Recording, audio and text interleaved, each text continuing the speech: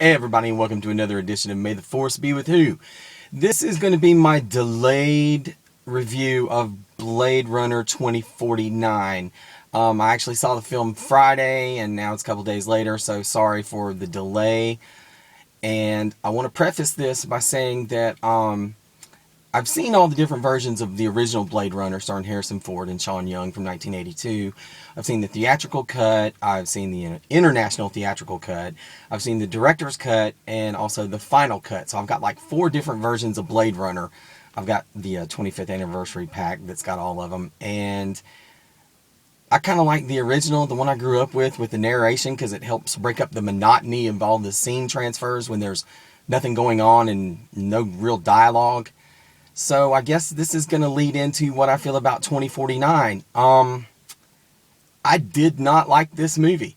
And I know it's got a lot of positive reviews, and all these critics are saying, oh, it's a masterpiece and it's better than the original, and oh, it's one of the best pictures of the year. And I just didn't see it. For one, the movie is just too damn long, and I think if they had cut probably an hour out of this movie, just the transition and all the shots, and I know that everybody's like, oh, well, Roger Deakins' cinematography is what makes this film so rich and so great in this world that they've created. But it just freaking drags, man. It's like watching paint dry or trying to do homework. It just doesn't... All right, let me put it another way. There was probably about 50 people in the 7 o'clock show on Friday night. Now, I know the word is out that it's already underperformed financially, but to put it in another perspective, the couple sitting next to me got up and walked out about 2 hours into the movie. And it's almost a damn 3-hour movie. And this film just drags. I mean, it picks up 30 some odd years after the original Blade Runner. And this is not a huge spoiler because it's come out in other people's reviews that Ryan Gosling's character, Officer K, is a replicant.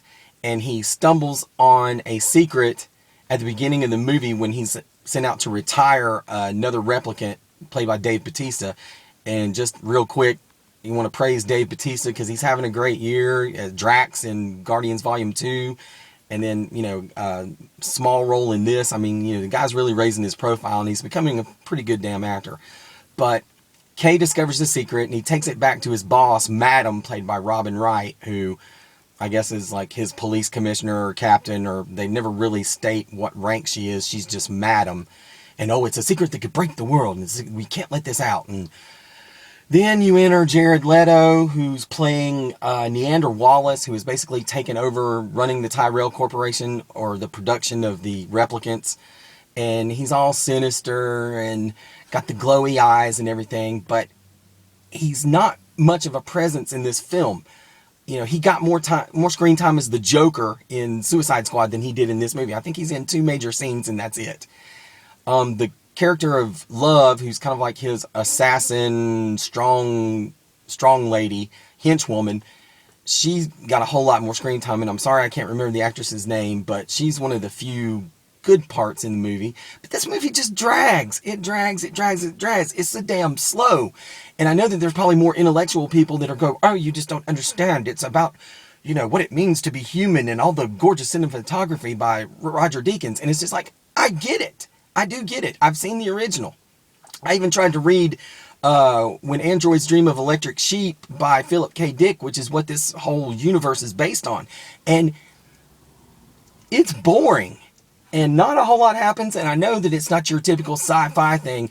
But when you're just begging for the next bit of dialogue to come out, I felt every second of this almost 3 hours. And there are plot holes in this. Like after... finally Harrison Ford's Deckard shows up, he reprising the role from the 1982 original. There's a confrontation, and then Love and some people from the Neander Wallace group show up and they kidnap Deckard. And there's this group that show up to talk to Officer K, and they're replicants from what I can understand, not trying to be a spoiler, but this woman is having this conversation with Officer K, and they never explain who the hell this woman is. And why she knows so much, and it's just, well, who the hell is she? And she never shows back up. And it just, I was supposed to go see this with my brother-in-law, but after spending 15 bucks and being bored out of my damn mind, I could not in good conscience make someone else suffer through this movie, let alone I refuse to pay another $10 to sit through it again. It just was not good. It was not good. I've got a bad track record with Ryan Gosling movies anyway. Driver, I thought really sucked ass. Place Beyond the Pines, I thought really sucked ass. And I just did not like this new Blade Runner at all. And I'd spent all week rewatching a couple of the other versions, so I was up to speed. And it was tasking. It was painful, and I'm glad that it's over.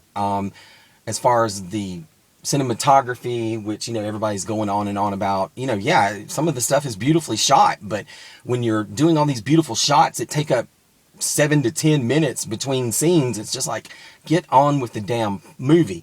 And a lot of people that I heard coming out of the theater that I saw it in were saying the exact same thing, like, damn, that movie was slow, or nothing really happened, or, that was too damn long. And it just was. So this is, movie, everybody has their own opinion, and this is mine. I did not enjoy Blade Runner 2049. It just was a task to get through.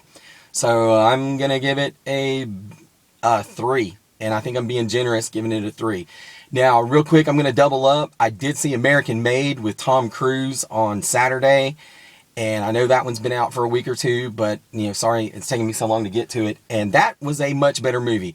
The film based on the real-life exploits of Barry Seal, a former TWA pilot who gets recruited by the CIA to do reconnaissance films of, or reconnaissance pictures of, the Nicaraguans and the Colombians, and he ends up, through CIA channels, basically becoming a drug dealer for the Medina cartel and Pablo Escobar.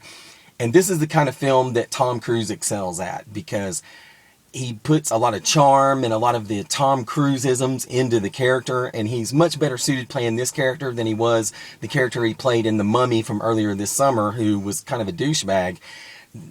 Tom Cruise is, basically Tom Cruise playing this role, and it makes it enjoyable. And there's a lot of throwaway gags referring to that part of time in our history in the 70s at the Jimmy Carter administration or at the Reagan administration. There's a cute thing where they put in Ron and Nancy addressing the nation and the whole just say no thing, and how Barry Seal turns, his CIA job into basically a multi-million-dollar operation, and all the money that he's making, running drugs for the Medina cartel, and, it ties in with Iran-Contra and the Contras and the Sandinistas.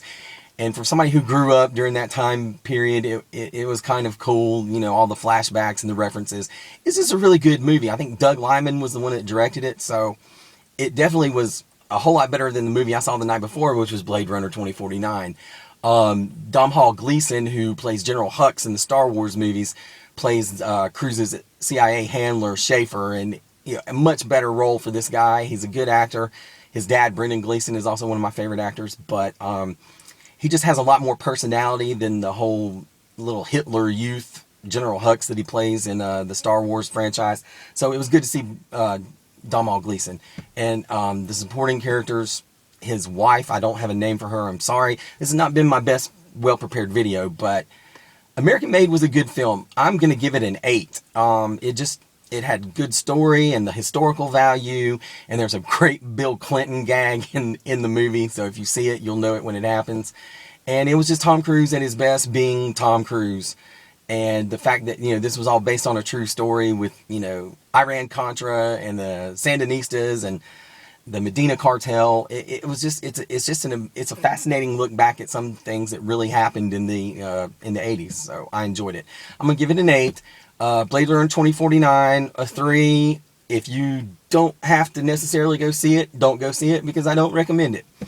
Okay, The Last Jedi final trailer drops tonight during the halftime of the Chicago-Minnesota game, and tickets are supposed to go on sale immediately after that, so I'm hoping I can score some tickets for The Last Jedi this evening, and I might do a miniature review of the trailer afterwards. It all depends.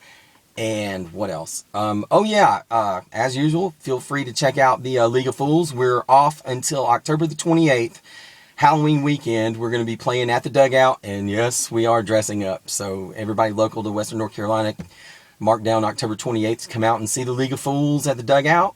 And as always, you can follow the League of Fools at our YouTube page, which is League of Fools, and our Facebook page, which is League of Fools Band.